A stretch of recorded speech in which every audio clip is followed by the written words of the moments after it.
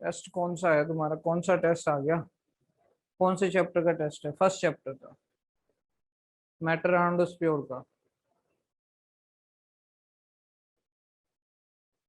कौन से चैप्टर का है मुझे बताओ तो सही, क्योंकि मैंने नहीं बनाया हुआ है पेपर।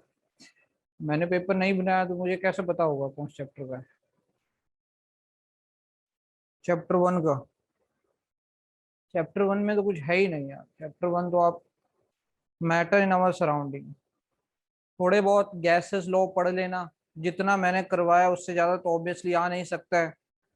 तो उसमें भी आप क्या कर सकते हो कि जैसे चार्ल्स लॉ में, बॉयल्स लॉ में कौन क्या कांस्टेंट होता है, आइसोथर्म किसको कहते हैं, आइसोबार किसको कहते हैं, आइडियल गैस इक्वेशन क्या होता है, प्रेशर वगैरह की यूनिट क्या होती हैं, ये जनरली ये चीजें ही पूछी जाती है। ठीक है, गैसेस लॉ में मैक्सिमम यही आएगा, इससे ज्यादा और कोई कुछ बनता है नहीं। तो वो तो आसान है यार, आराम से बन जाएगा अपना। बुकलेट भी आसान है उसकी, तो बुकलेट में भी कुछ खास क्वेश्चन है नहीं, है ना। चैप्टर ही बहुत बेसिक है, वो इवेपोरेशन कर लेना, उसके फैक्टर्स वगैरह कर लेना।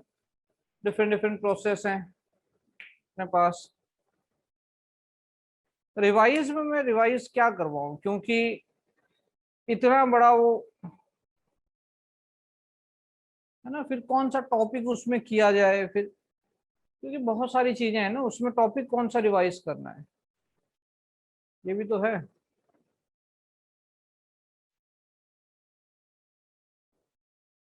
टेस्ट टेस्ट आपका टेस्ट आपका होगा जो अपने पास ऑब्जेक्टिव क्वेश्चंस हैं वही बने होंगे, ऑब्जेक्टिव में ही आपका टेस्ट होगा, ऑनलाइन टेस्ट होगा। जैसे आप आज ऑनलाइन क्लास दे रहे हैं वैसे ही कल आपका ऑनलाइन टेस्ट हो जाएगा। उसके बारे में आपको डिफरेंट आईडीज मिल गई होंगी, कौन सी एप्लीकेशन पे वो करना है वो भी मिल गया होगा, है ना। तो वो चीजें तो आप लोगों को बताई दी होगी। बस फिर उसी की आईडी, उन्हीं आईडी से आपने लॉगिन करके टेस्ट में बैठना है। ठीक है, आपको पहला टेस्ट है तो पूछ लेना किस तरीके से आईडी, तो सब आपको बता दिया होगा। वीडियो वीडियो के अंदर आपको बताया होगा कि कौन सी आईडी है, क्या है, कैसे उसको लॉगिन करना है। लॉ में क्या है यार, ये तुम्हें देखो, बॉयल्स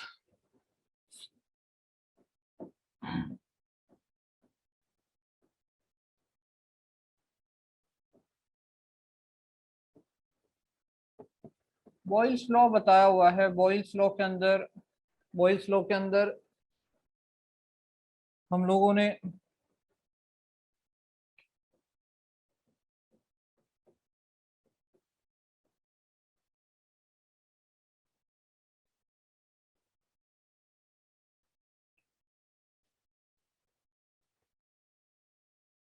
ठीक है, अगर बॉयल्स लॉ ही देखे जाएं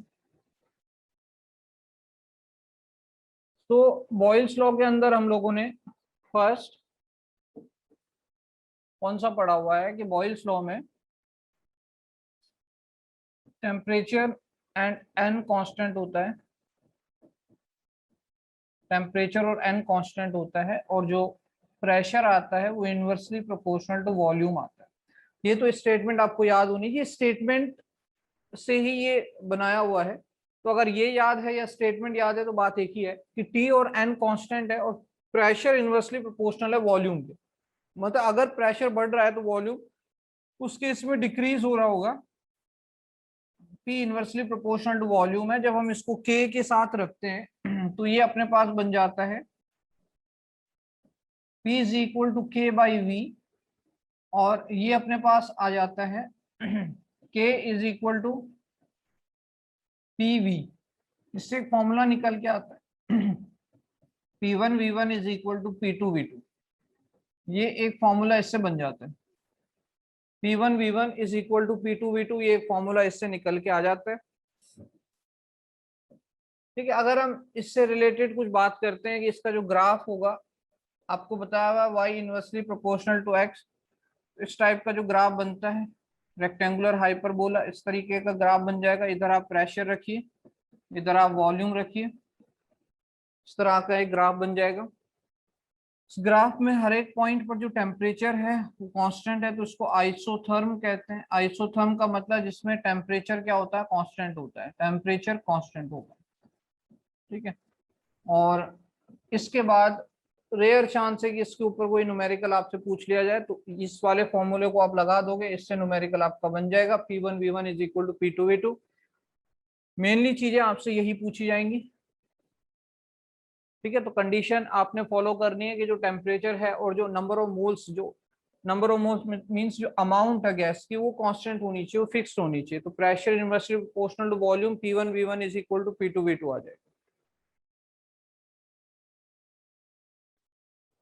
क्वेश्चन जो भी आएगा वो इसी पे लगाना है, P1V1 is equal to P2V2, इसी पे क्वेश्चन बनेंगे। आपको इनिशियल प्रेशर गिवन होगा, आपको इनमें से 3 गिवन होंगे, एक वेरिएबल होगा।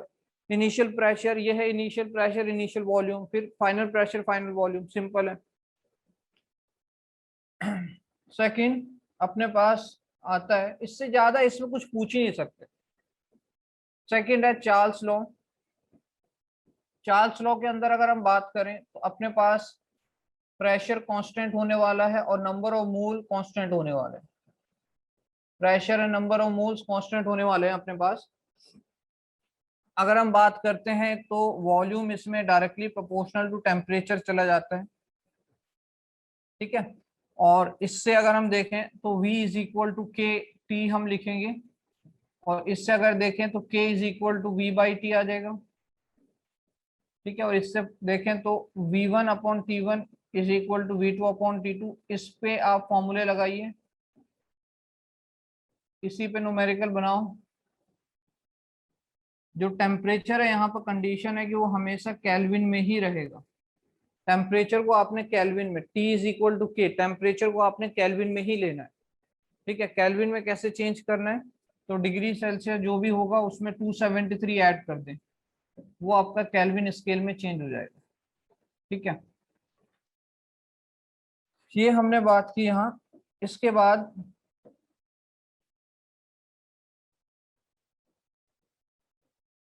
कुछ इस तरह से इसमें रहता है।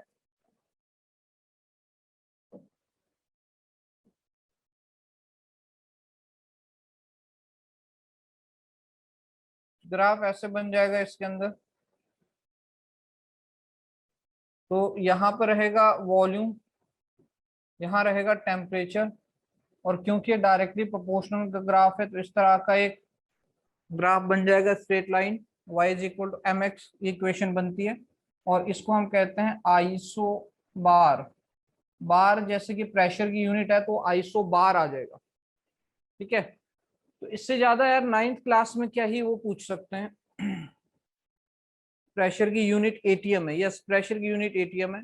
प्रेशर की यूनिट बार भी है, बार इसीलिए हमने आइसो बार उसको कहा हुआ। आइसो वर्ड का मतलब होता है सेम या कांस्टेंट, तो इसमें प्रेशर कांस्टेंट रहेगा, ये आइसो बार हो जाएगा चार्ल्स लॉ के अंदर। बॉयल्स लॉ में टेम्परेचर कांस्टेंट होगा, एन कांस्टेंट होगा। इसमें पी और एन, एन का मतलब है नंबर ऑफ मोल्स या फिर अमाउंट ऑफ गैस। अगर क्वेश्चन आते हैं तो इन्हीं फॉर्मूलेस पे क्वेश्चन बन जाएंगे आपको, ठीक है। ये है चार्ल्स लॉ।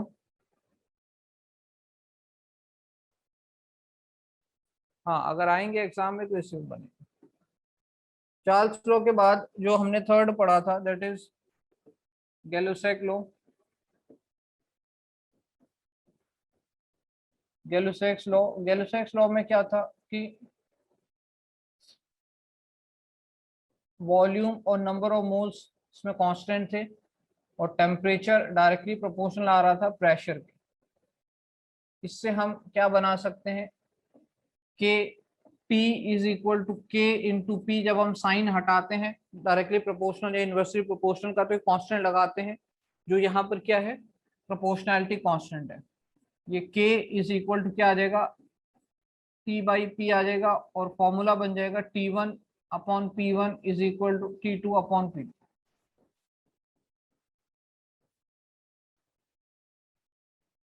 ठीक है भाई, ये हमारा यहाँ पे फॉर्मूला बन जाएगा। हाँ हर एक लॉ में, हर एक प्रॉब्लम में आपने टेम्परेचर को केल्विन स्केल में ही लेना है। डिग्री सेल्सियस प्लस 273 कर लो, आपने केल्विन स्केल में ही लेना है, ठीक है। T1 P1 कर लो, कोई दिक्कत नहीं, कैलकुलेशन सेम आएगी, ठीक है, कैलकुलेशन सेम आएगी, उसमें कोई प्रॉब्लम नहीं है। Gay-Lussac law. अब आगे हमने क्या किया कि इसमें एक ग्राफ अगर हम बनाए तो कुछ इस तरह से ये बन जाएगा।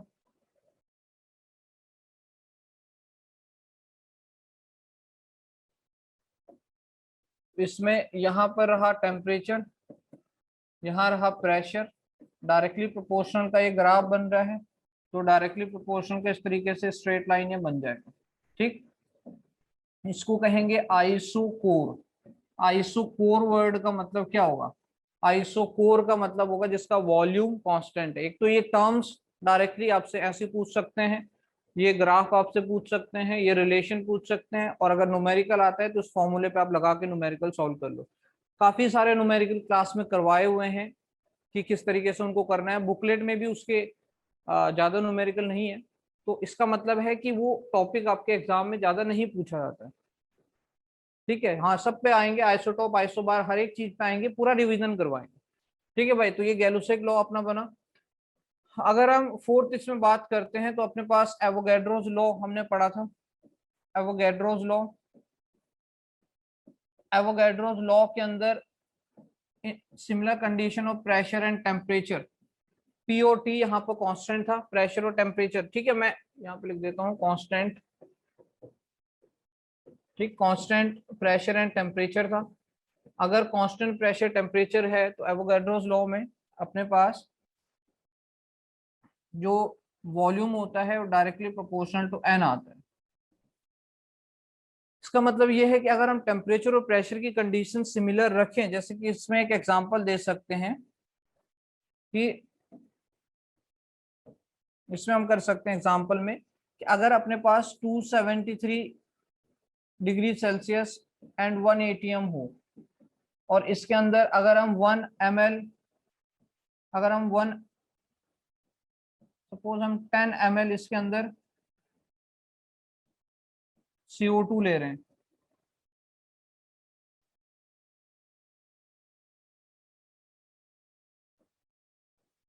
10 ml की जगह हम इसको ले लेते हैं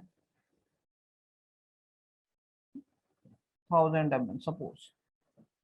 तो ये अगर अपना x मोल बना रहा है, कितने भी मोल है, सपोज x मोल बना रहा है, ठीक है। कंडीशन क्या है?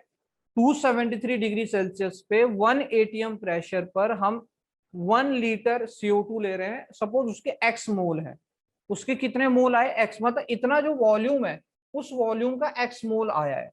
तो अगर हम इसी टेम्परेचर पे और इसी प्रेशर पे, कंडीशन सेम रहनी चाहिए, इसी टेम्परेचर और इसी प्रेशर पे अगर हम 1000 ml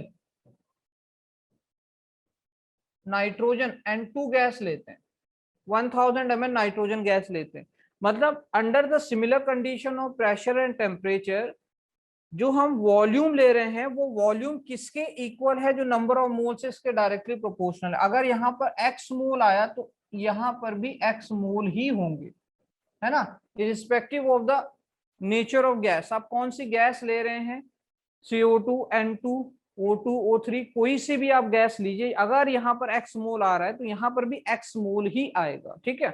अगर आपने क्या रखा है, टेम्परेचर प्रेशर कांस्टेंट है और वॉल्यूम उसका डायरेक्टली प्रोपोर्शनल हो जाएगा n के, तो ये आपको स्टेटमेंट वाइज भी बना करके दिया जा सकता है। इनमें क्या होता है, मॉलिक्यूलैरिटी सेम होती है, जैसे मॉलिक्यूल्स भी मैंने बताया था। अगर मैं यहाँ पे CO2 गैस ले रहा हूँ और यहाँ पे N2 गैस ले रहा हूँ, तो दोनों के यहाँ पे कितने मॉलिक्यूल्स हैं? CO2 गैस का एक मॉलिक्यूल है, ये पूरा का पूरा एक मॉलिक्यूल है, और ये N2 का भी एक मॉलिक्यूल है। हालांकि इसके अंदर अगर हम एटॉमिसिटी की बात करें जो आपको बताया हुआ है, तो 2 और 1 3 एटम्स हैं इसके अंदर, 3 इसकी एटॉमिसिटी है। ट्राई एटॉमिक या पॉली एटॉमिक कह सकते हैं, और इसका डाई एटॉमिक, 2 इसकी एटॉमिसिटी। तो एटॉमिसिटी डिफरेंट आती है, नंबर ऑफ मॉलिक्यूल्स सेम रहते हैं, तो मॉलिक्यूलैरिटी उसमें सेम रहती है, ये भी एक मॉलिक्यूल है, ये भी एक मॉलिक्यूल है, बट एटॉमिसिटी डिफरेंट होगी, ठीक है। तो ये एवोगैड्रोस लॉ है। इसके बाद हमने न्यूमेरिकल्स, बेटे न्यूमेरिकल्स करवाए हुए हैं यार बुक में, कॉपी में आपको पूरे न्यूमेरिकल्स करवाए हुए हैं, और जो ये फॉर्मूले हैं इन्हीं पे न्यूमेरिकल बने। अगर वॉल्यूम डिफरेंट हो तो डिफरेंट मोल्स आएंगे, क्योंकि यहाँ पे volume directly proportional to n है। अगर वॉल्यूम यहाँ पे डिफरेंट आपने लगा दिया, डिफरेंट मोल्स आ जाएंगे। अगर मैंने यहाँ पे 1 लीटर लिया, यहाँ पे 10 लीटर लिया, ऑब्वियसली वो डिफरेंट होने वाले हैं उसके मोल्स। हम तो ये कंपेयर कर रहे हैं कि अगर प्रेशर टेम्परेचर सेम हो और वॉल्यूम दोनों का सेम हो तो दोनों के नंबर ऑफ मोल्स भी सेम आएंगे, ये उन्होंने बताया था। इसके बाद हमने पढ़ा कि एक आइडियल गैस इक्वेशन बनने वाली है, जिसमें एक आइडियल गैस इक्वेशन बनने वाली है जिसमें PV is equal to R T बनेगा। ये कितने के लिए है? For n moles. ये है फॉर 1 मोल। 1 मोल के लिए ये इक्वेशन बनेगी, PV is equal to R T. PV is equal to n R T, हमने एन से इंटू कर दिया, मतलब n number of moles, question में जितने नंबर ऑफ मोल्स होंगे उतने के लिए ये इक्वेशन बन जाएगी, PV is equal to n R T. ठीक है, एन मोल्स के लिए ये बनेगा।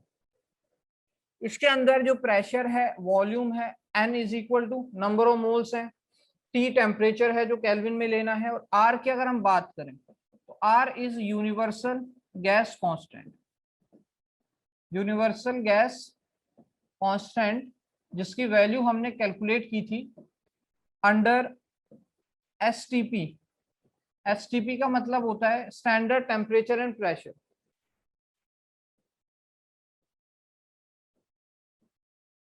अगर हम यहां पर बात करें कि under STP standard temperature and pressure के अंदर इसकी वैल्यू कितनी आएगी, तो ये ध्यान रखें कि जो स्टैंडर्ड टेम्परेचर होता है that is 273 degree Celsius. Standard temperature है जो कि 0 केल्विन के इक्वल आ जाएगा, और स्टैंडर्ड प्रेशर कितना है? 1 एटीएम। 273 डिग्री सेल्सियस और 1 एटीएम इसमें आ जाएगा। ठीक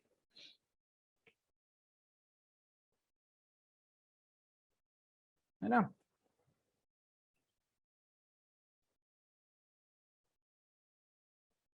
इसमें ये है 0, ये 273 केल्विन है, या इसको हम ले लें 0 डिग्री सेल्सियस। ठीक है, 273 केल्विन या 0 डिग्री सेल्सियस और 1 एटीएम का प्रेशर होना चाहिए। ये स्टैंडर्ड एसटीपी की स्टैंडर्ड टेम्परेचर एंड प्रेशर की कंडीशन है। स्टैंडर्ड टेम्परेचर 273 केल्विन या 0 डिग्री सेल्सियस और 1 एटीएम होना चाहिए। अगर हम यहाँ पर इसको निकालते हैं कि आर को हम यहाँ से निकालते हैं इस इक्वेशन से, तो R is equal to PV upon N T आ जाएगा। PV upon N T, R is equal to PV upon N T इस आइडियल गैस इक्वेशन से। Pressure is equal to 1 ATM. Pressure 1 ATM है, जो volume है वो 22.4 litre, क्योंकि मैंने आपको बताया था कि 1 मोल किसी भी गैस का, अगर हम स्टैंडर्ड टेम्परेचर प्रेशर में 1 मोल का निकालते हैं हम वॉल्यूम, तो वो अपने को कितना मिलेगा? वो अपने को मिलेगा 22.4 litres. Number of mole, suppose 1 मोल के लिए हम यहाँ पे निकाल रहे हैं, और जो टेम्परेचर है दैट इज 273 केल्विन, तो यहाँ पे जो वैल्यू निकल के आती है 0.0821 लीटर एटीएम पर मोल पर केल्विन। ठीक है, मोल इनवर्स, मोल केल्विन, मोल इनवर्स और केल्विन इनवर्स, तो आर की यहाँ पर वैल्यू आ जाएगी इस तरह से। आर की वैल्यू यहाँ बनेगी 0.0821 लीटर एटीएम पर मोल पर केल्विन, जब हम एसटीपी के अंदर कंडीशन ले रहे हैं कि टेम्परेचर अपना केल्विन में है, प्रेशर अपना एटीएम में है, ये नंबर ऑफ मोल्स है, 22.4 लीटर का वॉल्यूम है। ठीक है, और इसमें हम ये भी लिख सकते हैं कि 1 mole of any gas at STP, उसका जो वॉल्यूम होगा वो 22.4 लीटर होने वाला है, कोई भी गैस हो एट एसटीपी उसका इतना वॉल्यूम बनेगा। तो इस चीज को भी आप ध्यान रखें, ऐसे छोटे छोटे क्वेश्चन आपसे पूछ सकते हैं। आर की वैल्यू किसके ऊपर डिपेंड करती है, ये बुकलेट में भी क्वेश्चन है कि ये जो आर मैंने लिखा, ये जो यूनिवर्सल गैस कांस्टेंट लिखा, इस यूनिवर्सल गैस कांस्टेंट की वैल्यू किसके ऊपर डिपेंड करती है? तो इसकी जो वैल्यू है 0.0821 ये चेंज होती रहती है। ये डिपेंड किसके ऊपर करेगा? द यूनिट्स, ये units of pressure, volume and temperature, इनके ऊपर इसकी वैल्यू डिपेंड करती है। अगर मैं यहाँ पर एटीएम की जगह बार ले लेता हूं तो इसकी वैल्यू चेंज हो जाएगी। ठीक है, एक्चुअल में ये इनकी यूनिट्स के ऊपर डिपेंड करता है, ये इनकी यूनिट्स के ऊपर डिपेंड करता है। तो under STP standard temperature pressure, standard temperature is 273 kelvin और 0 degree Celsius and standard pressure is 1 atm। अगर हम बात करते हैं कि हमने पढ़ा हुआ है absolute zero temperature, absolute zero temperature की हम कभी बात करते हैं कि this is the minimum possible temperature on earth, जिसकी आपने वैल्यू पड़ी हुई है -273 डिग्री सेल्सियस। इतना तक ये कम जा सकता है, -273 डिग्री सेल्सियस। और अगर हम इसको केल्विन में चेंज करते हैं तो -273 डिग्री सेल्सियस प्लस 273। ठीक है, तो डिग्री सेल्सियस से हम किस में उसको चेंज करते हैं? केल्विन में, तो ये 0 केल्विन आ जाता है। जब ये 0 केल्विन आता है तो इसका मतलब है कि absolute zero temperature -273 degree Celsius या 0 केल्विन के इक्वल होता है।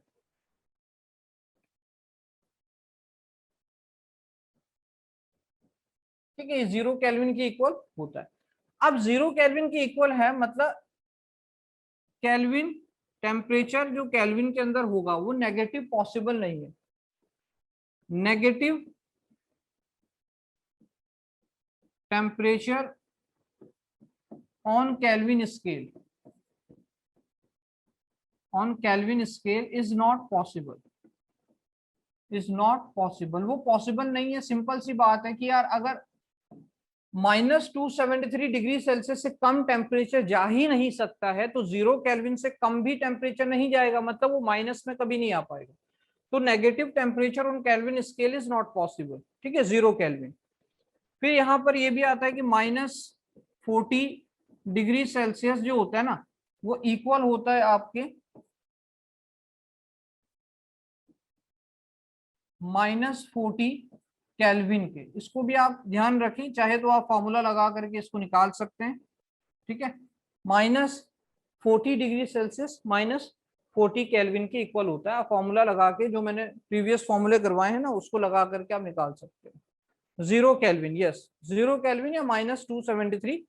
अच्छा, ये इसको थोड़ा सही कर लेना, फ़ारेनहाइट, ये पढ़ा था ना डिग्री सेल्सियस और डिग्री फ़ारेनहाइट, डिग्री भी इसमें लगा सकते हैं, बस जो केल्विन होता है उसके नाम में डिग्री नहीं लगाते। ठीक है, साइंटिस्ट के नाम में डिग्री नहीं लगाते। तो -40 डिग्री सेल्सियस या -40 फ़ारेनहाइट की अगर हम बात करें तो इक्वल हो जाता है। ठीक है, इसमें बताइए और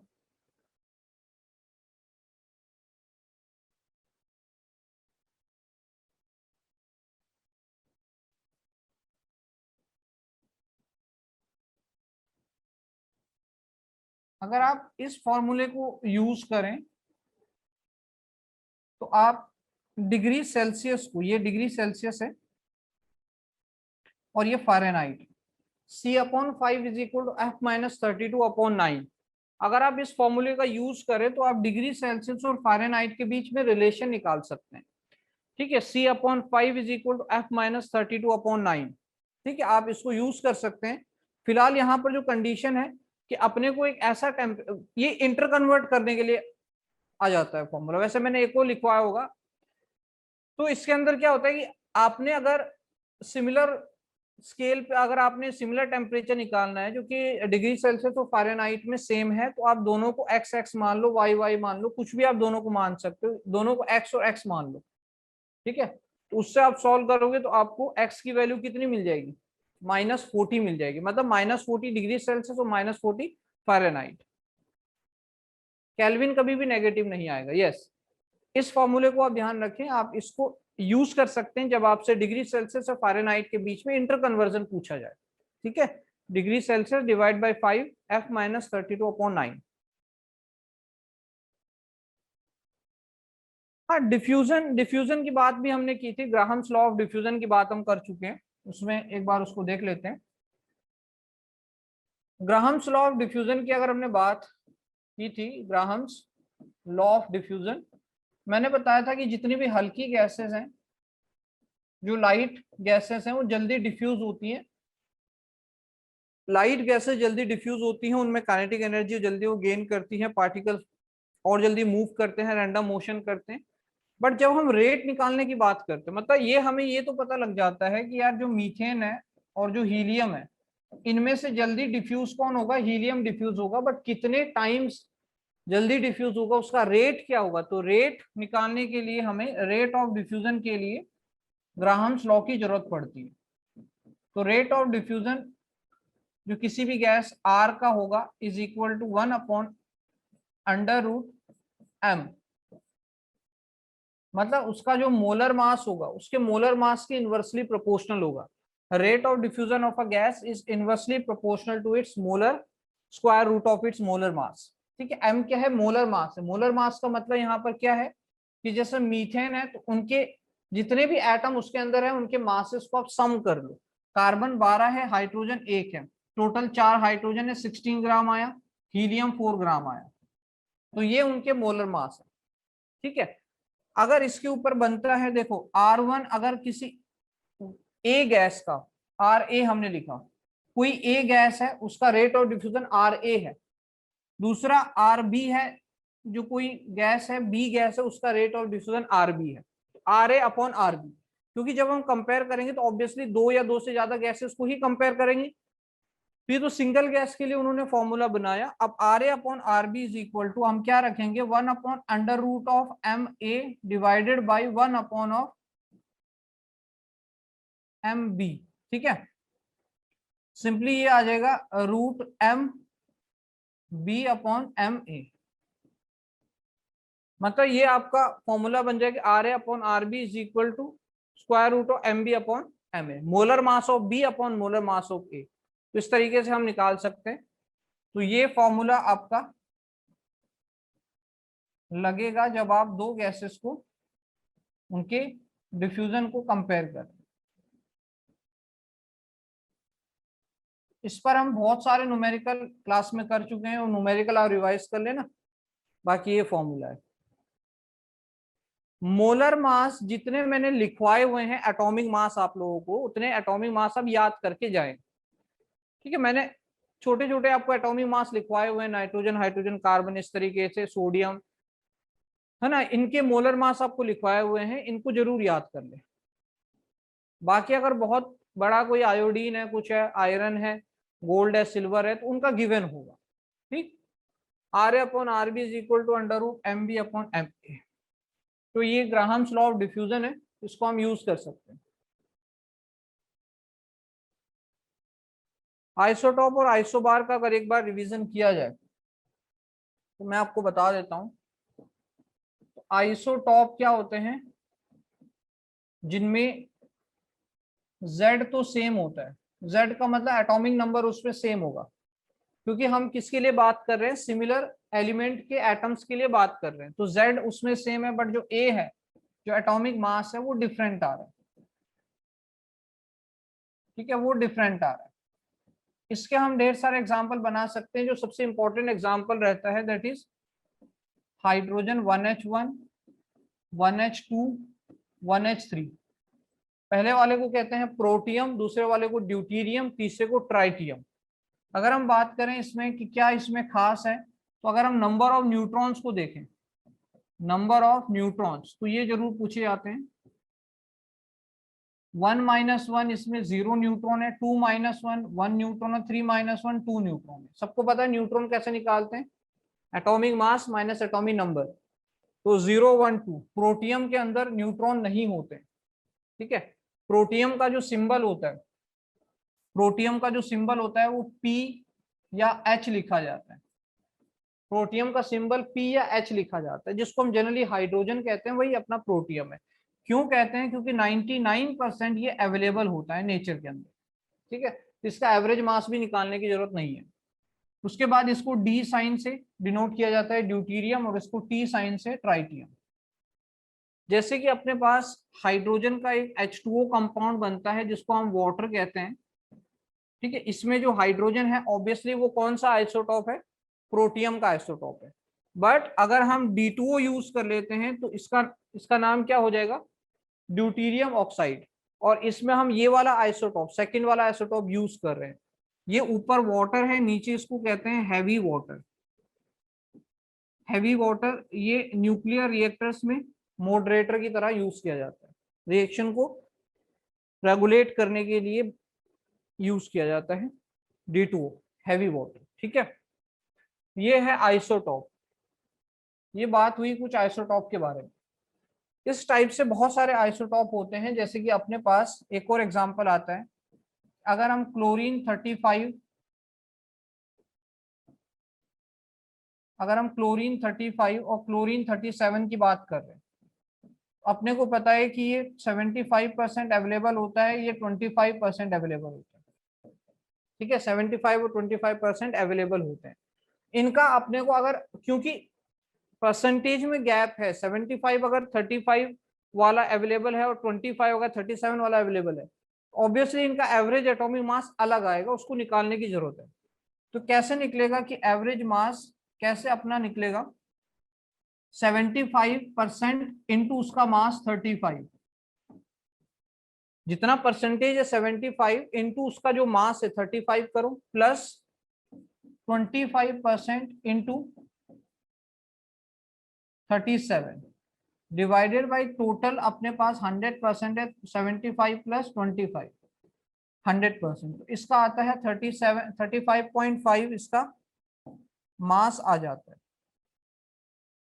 35.5, इसका एवरेज मास आता है क्लोरीन का।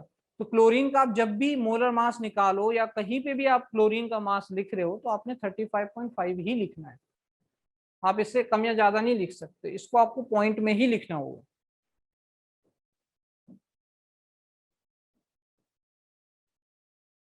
ठीक है, ये क्लियर है। 75% और 25% तो याद ही कर लो, मैं कहूंगा, क्योंकि इंपॉर्टेंट क्वेश्चन है तो उसको आप याद ही कर लो। इसके अलावा ब्रोमीन है, आयोडीन है, कोई भी है, उसका परसेंटेज गिवन होगा। चांसेस है कि इसका भी परसेंटेज गिवन हो, बट मैं कहूँ आप इसको याद कर लो क्योंकि इंपॉर्टेंट क्वेश्चन है, एनसीईआरटी में ही दिया हुआ है। तो D2O की हमने बात की, H2O की बात की, आइसोटॉप इस तरीके से हम बहुत सारे, लगभग सारे ही एलिमेंट्स के आइसोटॉप हो जाते हैं। जैसे कि ऑक्सीजन के भी आइसोटॉप हो जाएंगे, जैसे ऑक्सीजन 16 और ऑक्सीजन 18, ये दो आइसोटॉप होते हैं, ठीक है। नाइट्रोजन जैसे 12 होता है, नाइट्रोजन 14 होता है, ये भी एक आइसोटॉप है, पेयर ऑफ आइसोटॉप है, ठीक है। अगर हम बात करें आर्गन 39 की और आर्गन 40 की, तो ये भी आइसोटॉप है। अगर हम बात करें पोटेशियम 39 की और पोटेशियम 40 की, तो ये भी आइसोटॉप है। बात करें कैल्शियम 40 की, फिलहाल इतने आपके ये आइसोटॉप। इसके बाद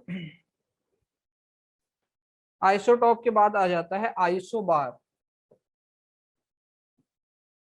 आइसोबार में जस्ट अपोजिट हो जाएगा, इसके अंदर अपने को Z तो डिफरेंट मिलेगा, मतलब एटॉमिक नंबर अपने को डिफरेंट मिलेगा, बट जो A है वो सिमिलर मिलेगा, वो सेम मिलेगा,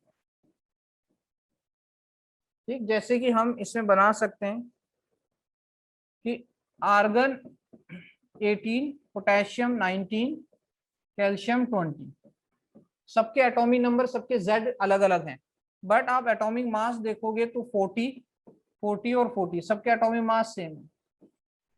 अगर हम बात करें, ये कंपैरिजन पूछा जाता है, ये कंपैरिजन इसमें पूछा जाता है। अगर हम बात करें प्रोटॉन्स की, इनके अंदर कितने कितने प्रोटॉन्स आएंगे, जितना एटॉमिक नंबर है, इसमें 18, इसमें 19 और इसमें 20। अगर हम बात करें कि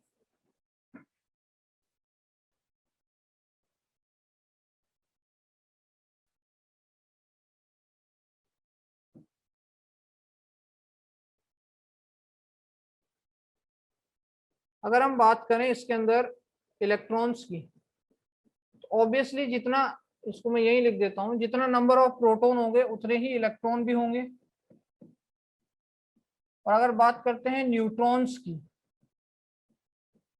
तो न्यूट्रॉन्स के लिए जो एटॉमिक मास है माइनस एटॉमिक नंबर आप कर लीजिए। तो इसके अंदर कितने हो जाएंगे 20, इसके अंदर कितने हो जाएंगे 21, इसके अंदर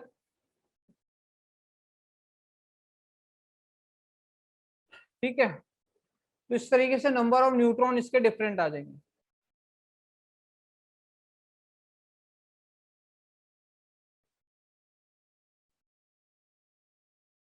क्लियर है? तो ये न्यूट्रॉन सबके डिफरेंट आ रहे हैं, प्रोटॉन और इलेक्ट्रॉन सेम है। न्यूट्रॉन आप जिस भी स्पीशीज का देखोगे अभी तक वो डिफरेंट ही आ रहा है।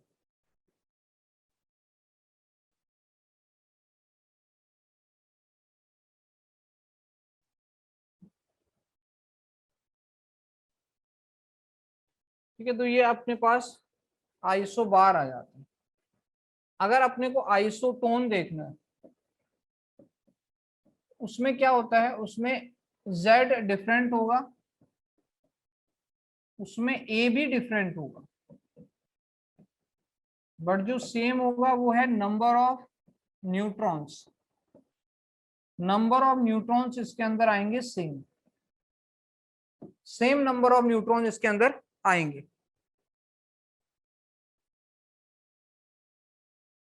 ठीक है, ये नंबर ऑफ न्यूट्रॉन इसके अंदर सेम आएंगे। तो आप इसमें किसी का भी एग्जांपल लिख सकते हैं, जैसे कि नाइट्रोजन 14 7 है, ऑक्सीजन 8,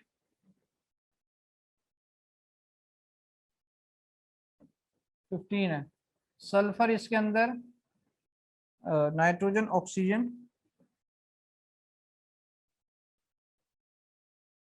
इसमें इस तरीके से अगर हम न्यूट्रॉन्स निकालें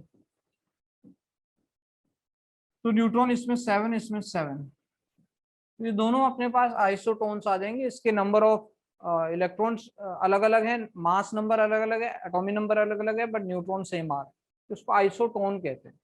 इससे ज्यादा तो इसमें क्या ही पूछेंगे, क्योंकि बाकी फिर वो एटॉमिक स्ट्रक्चर का पार्ट हो जाता है, फिर वो एटॉमिक स्ट्रक्चर का पार्ट हो जाएगा।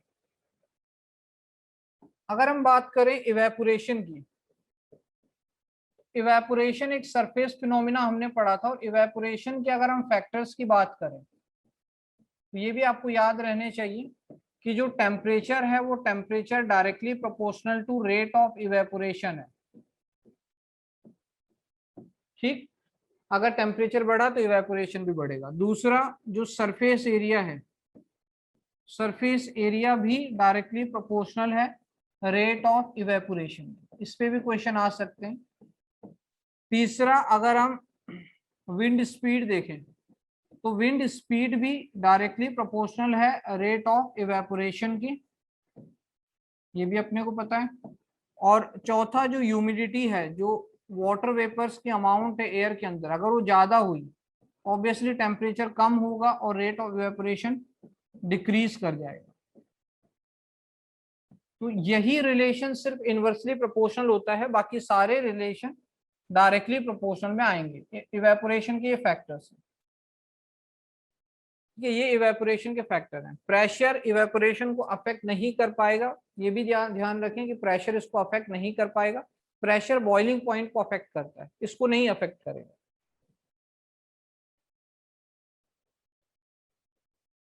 ठीक है, फैक्टर्स है ना, ये तो ऑलरेडी यार अपने ने फैक्टर तो पढ़े हुए हैं।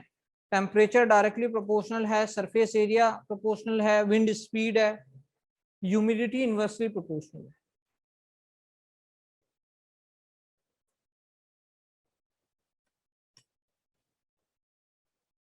इसमें अगर अपने को ये देखना हो,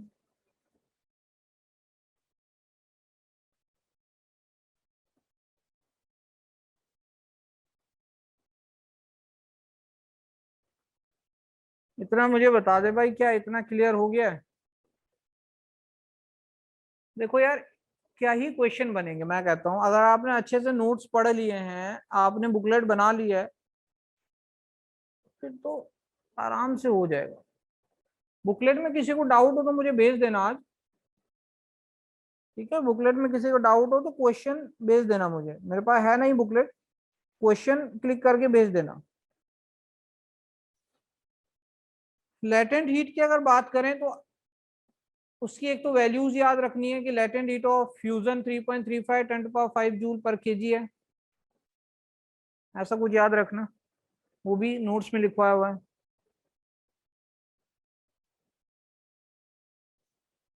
ठीक है, एक बार प्रोसेस देख लेते हैं। देखो अगर हम डिफरेंट प्रोसेसेस का इंटर कन्वर्जन देखें, इंटर कन्वर्जन, इंटर कन्वर्जन अगर रिवाइज कर ही रहे हैं तो ढंग से ही पूरा चैप्टर फिर हम रिवाइज कर ही लेते हैं। इंटर कन्वर्जन की अगर बात की जाए, अगर हम इंटर कन्वर्जन की बात करें तो अपने पास सॉलिड है, अपने पास गैस है, अपने पास लिक्विड है। अगर हम इंटर कन्वर्जन की बात करें तो सॉलिड से हम लिक्विड में भी जा रहे हैं,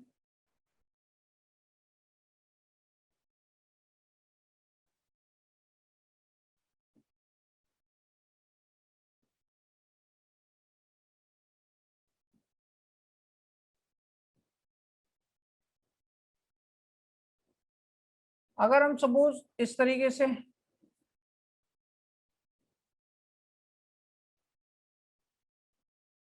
कुछ कर रहे हैं, देखो अगर हम सॉलिड से लिक्विड में जा रहे हैं तो सॉलिड से लिक्विड में अगर हम प्रेशर और पहले टेम्परेचर की कंडीशन देख लें उसके बाद हम प्रोसेस देखें, तो सॉलिड से लिक्विड में अपने को क्या करना पड़ेगा कि सॉलिड से लिक्विड के लिए प्रेशर को कम करना पड़ेगा ताकि पार्टिकल्स, आप सीधे पार्टिकल्स के अरेंजमेंट को इमेजिन करें, अपने आप क्वेश्चन हो जाएगा।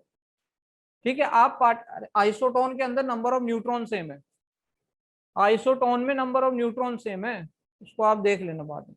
देखो अगर सॉलिड और लिक्विड में हम बात करते हैं या इनमें इंटर कन्वर्जन की बात करें तो आप उसके अरेंजमेंट को इमेजिन करेंगे, सॉलिड में अरेंजमेंट किस तरह का है, लिक्विड में कैसे है। लिक्विड में जाने के लिए अपने को ऑब्वियसली प्रेशर को क्या करना पड़ेगा, डिक्रीज करना पड़ेगा, प्रेशर को कम करना पड़ेगा और टेम्परेचर को अपने को बढ़ाना पड़ेगा ताकि काइनेटिक एनर्जी बढ़े और पार्टिकल एक दूसरे से दूर भागे, उनके बीच में गैप बढ़े, वॉइड बढ़े। फिर अगर हम सॉलिड से गैस में जा रहे हैं तो हम ऐसे ही प्रोसेस करते हैं कि प्रेशर को हम डिक्रीज कर देते हैं और टेम्परेचर को बहुत ज्यादा इंक्रीज कर लेंगे। फिर अगर हम किस में जा रहे हैं, अच्छा इसमें बैकवर्ड भी है, कोई नहीं वो तो अपोजिट आ जाएगा, हम एक ही प्रोसेस के लिए देखेंगे इसको, हम इसको एक ही प्रोसेस के लिए देख लेंगे।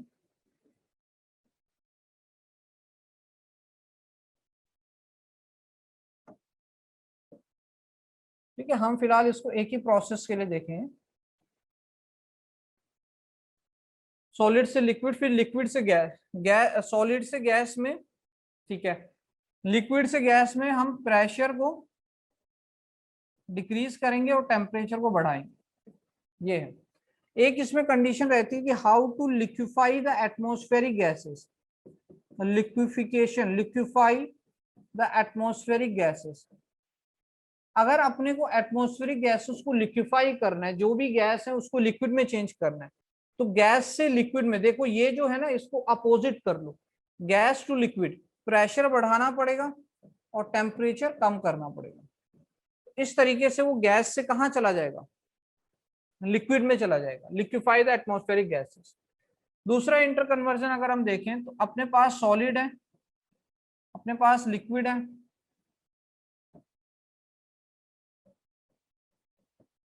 सॉलिड है, ये लिक्विड है और ये गैस। अगर हम इसमें इंटर कन्वर्जन देखें भाई, सबसे पहले सॉलिड से गैस में चलते हैं इस तरीके से,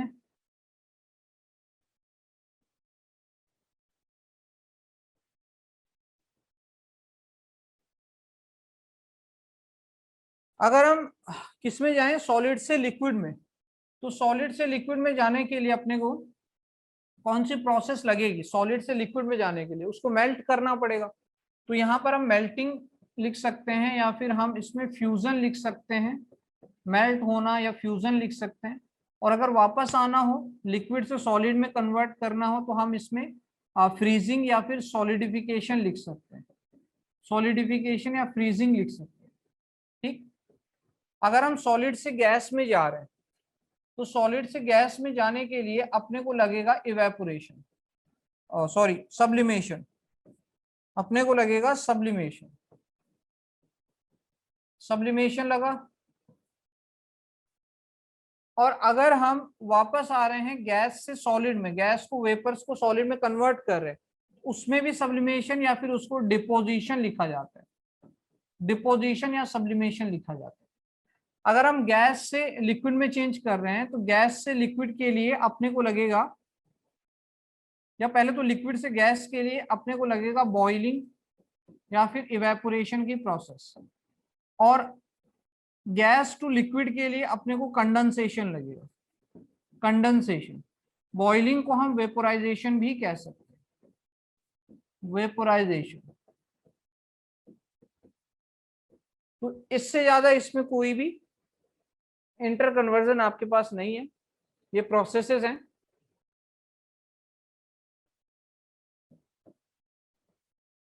ये सॉलिड है, गैस, ये लिक्विड, ये अपने पास इंटर कन्वर्जन है।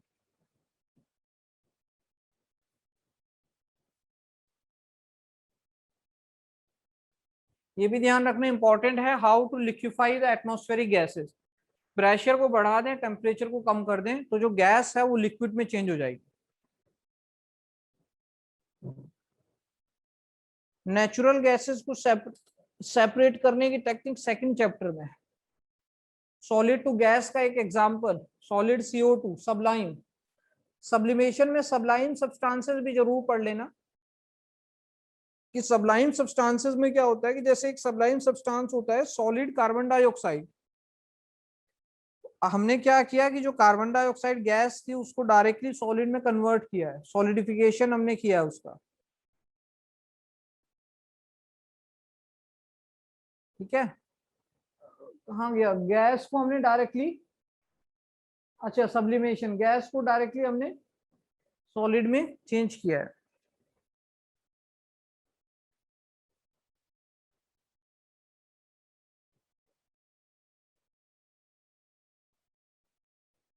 सबलाइम सब्सटेंसेस कौन से होते हैं, जो सब्लिमेशन के अंडर जाते हैं, जैसे नेफ्थलीन हो गया, कैम्फर, नाम याद रखते हैं, नेफ्थलीन है, कैम्फर है,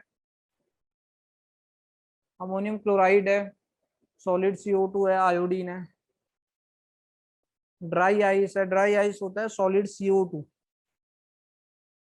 तो जो भी कहा गया है उसको जरूर याद रखें, जो लिखा हुआ है उसको जरूर याद रखें। ये आइसो, ये था आइसोटोन, इसमें देखो Z डिफरेंट है, A भी डिफरेंट है, नाइट्रोजन और ऑक्सीजन का एटॉमिक नंबर भी डिफरेंट है और मास भी डिफरेंट है।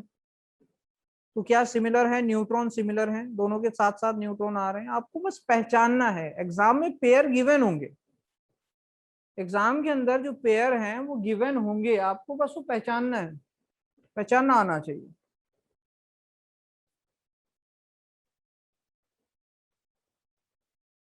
ठीक है, तो इसमें से आप मुझे बता दो।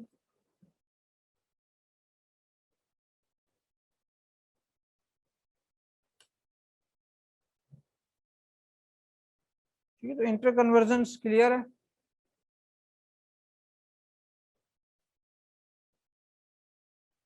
सबलाइम होते हैं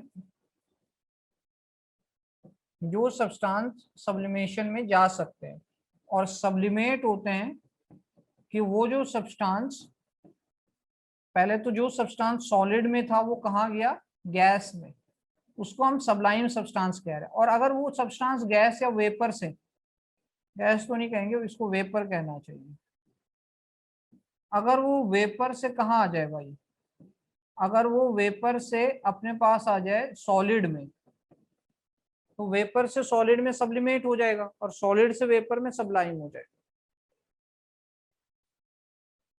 इसके अंदर ये जो ये जो सॉलिड की बात कर रहे हैं ये सॉलिड है सबलाइन, और ये जो वेपर की बात कर रहे हैं ये वेपर है सब्लिमेट। अच्छा, इसमें ये जो सॉरी ये जो सॉलिड है ये है सब्लिमेट, ठीक है। ये रिलेशन है दोनों में, है ना, ये रिलेशन है दोनों में कि अगर हम सबलाइम की बात कर रहे हैं तो जो सॉलिड से वेपर में कन्वर्ट हो रहा है, जो सॉलिड है वो सबलाइम है, ठीक है। और सब्लिमेट की बात कर रहे हैं तो वो सबलाइम होने के बाद जो वेपर बने वो दोबारा से जो सॉलिड में कन्वर्ट हुए उस सॉलिड को सब्लिमेट कहेंगे। तो सब्लिमेट नेचर में कैसा होगा, प्योर होगा, सब्लिमेट नेचर में प्योर होगा।